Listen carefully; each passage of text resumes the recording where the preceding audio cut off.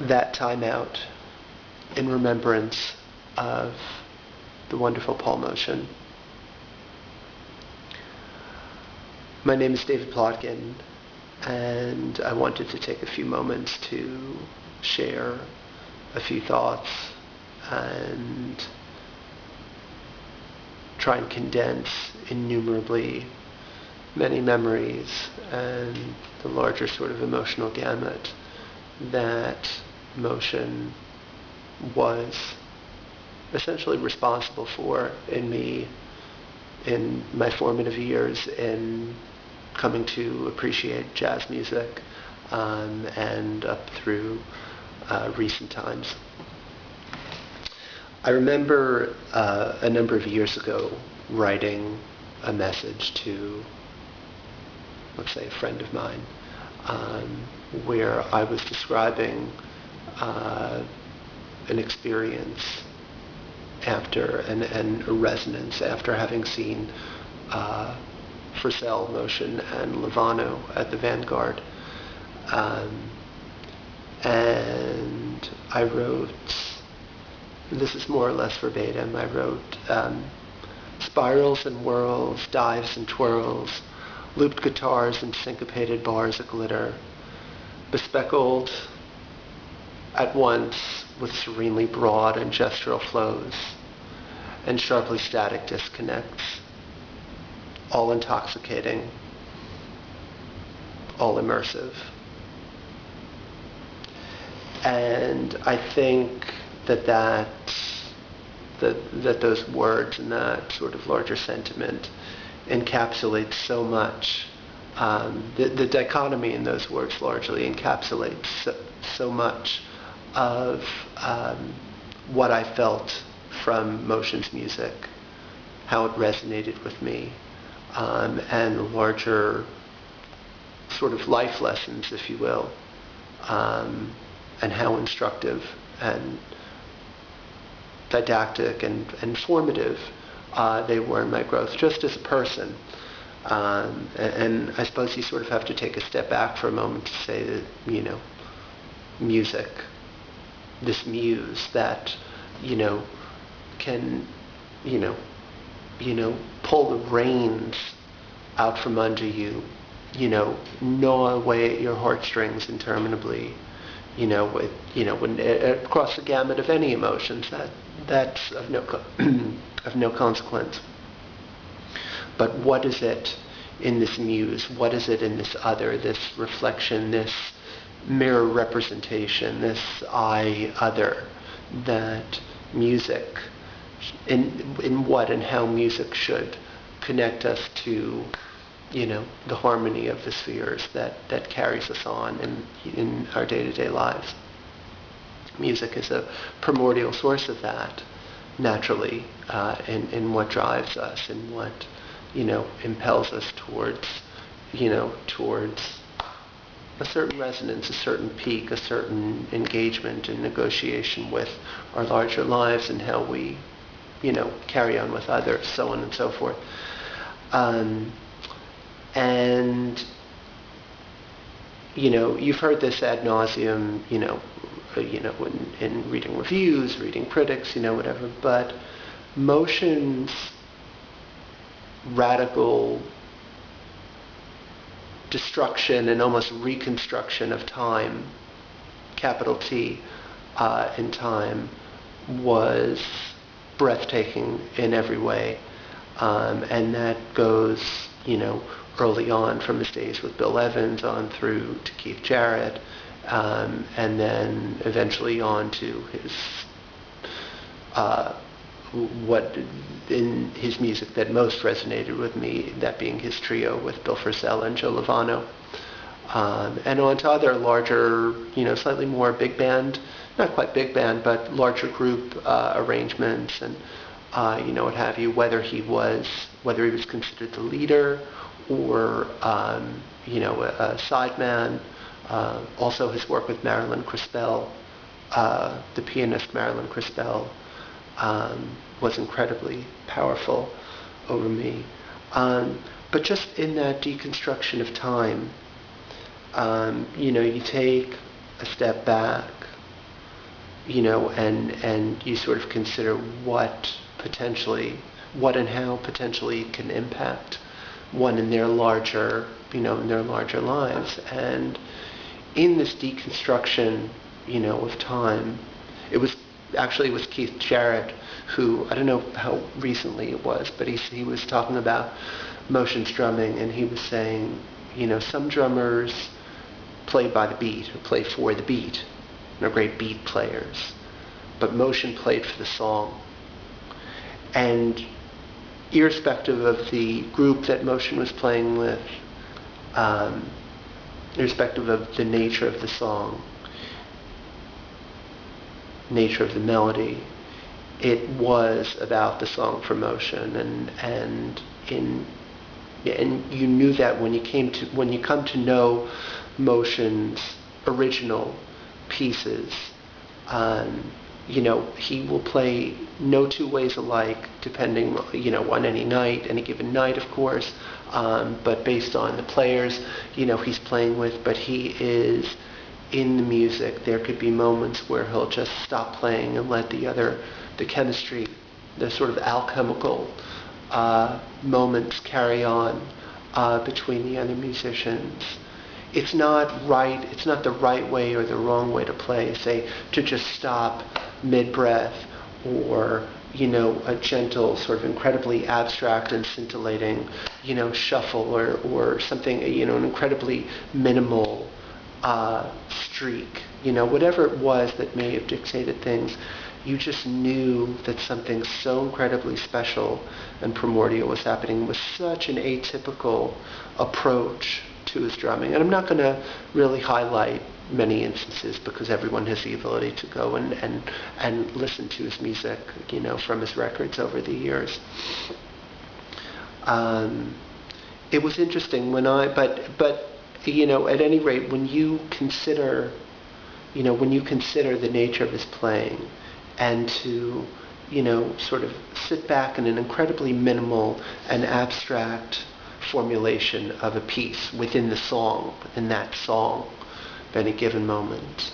Whereas if you have some sort of familiarity with jazz, and whether your own piece or a standard, you may be accustomed to hearing it a certain way, but Motian went so far against that grain, and you begin to realize over time, this is someone whose approach to music went far beyond the mere sort of contrivance and societal moray, or sort of larger musical moray that we may feel so accustomed to, that we're so largely lock in step with in every moment. And again, that can apply to how we approach people, to how we negotiate whatever aspects of life. And this is someone not only who went against the grain, but sort of let himself and the music breathe, and other musicians that he was accompanying breathe, as what one of my favorite authors, Samuel Beckett, my favorite author, said in one of his novels, just as a mote in the darkness of absolute freedom. And that level of viscosity, and that openness, and that sort of tautness in playing that it could create from just in a moment, just stopping, or just doing something so atypical, or chopping up the beat in such a way that not only can make others better, but can allow everyone else in as an equal presence. It's not melody, solo, then drum solo, then whatever.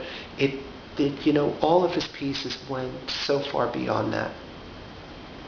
And it was really what resonated most with me was his playing with, as I mentioned, Purcell and Lovano. And I've been blessed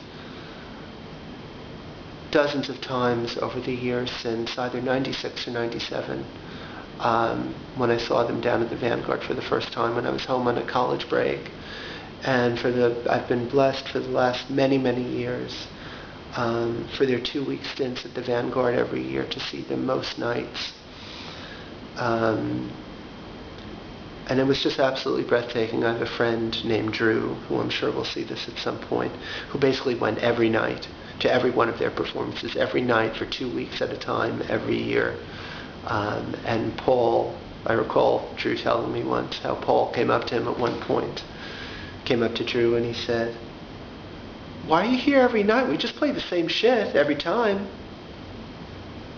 That was Motian. He sort of had that cool, sort of gruff side about him, but always a laugher, always poking fun, always laughing with his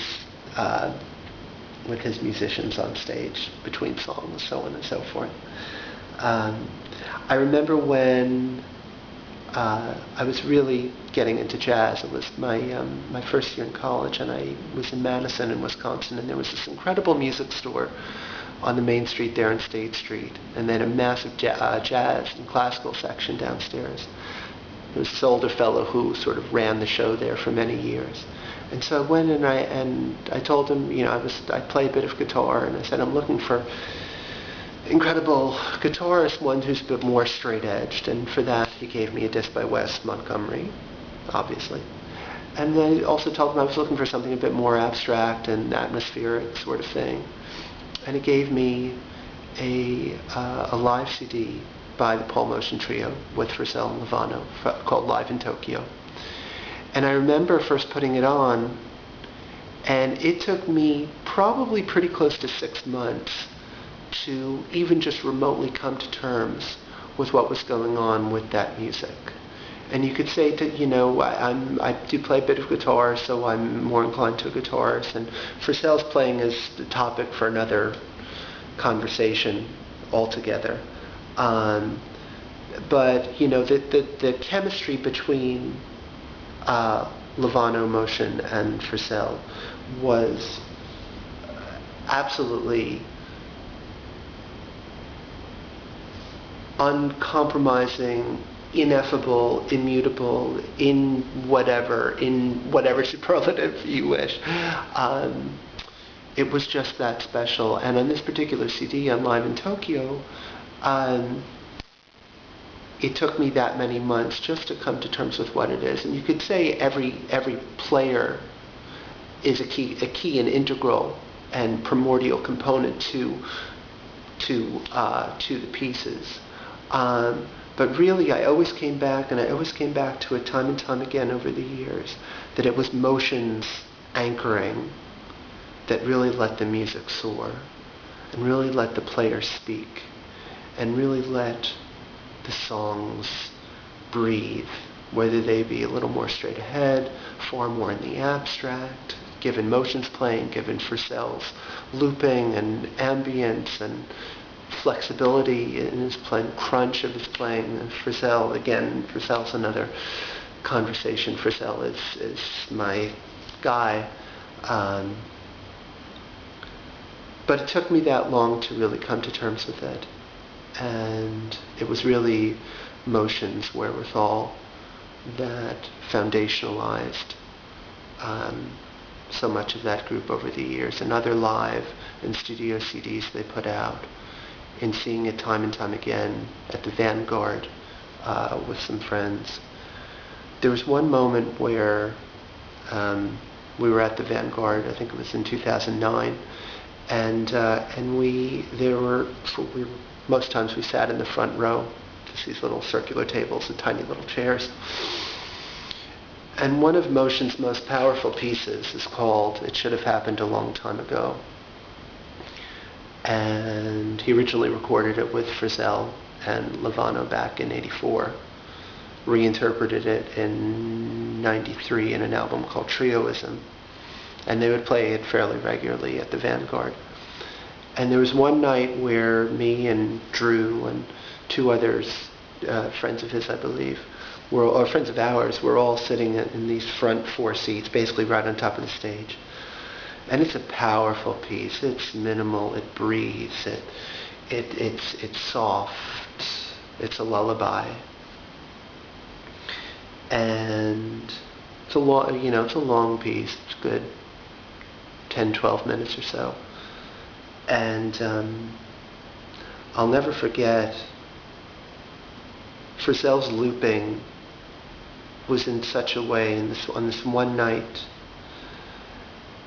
and Lovano's softness during that piece was of such a way on this one night, and motion's staccato and breath and serenity was of such a space on that one night during this one song.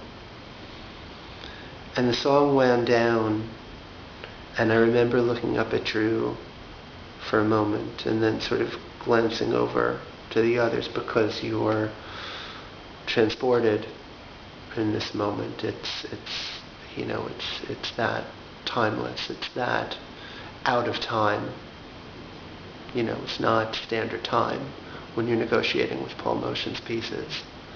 And I looked at the three others, and we all had tears streaming down our eyes. It was such a moment, and it was such a kindred and co-conscious moment between the four of us and between the three players on stage.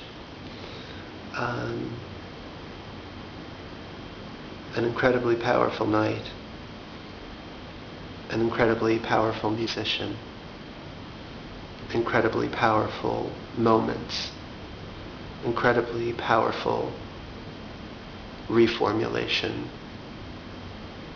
of time and of energy and of dedication to craft,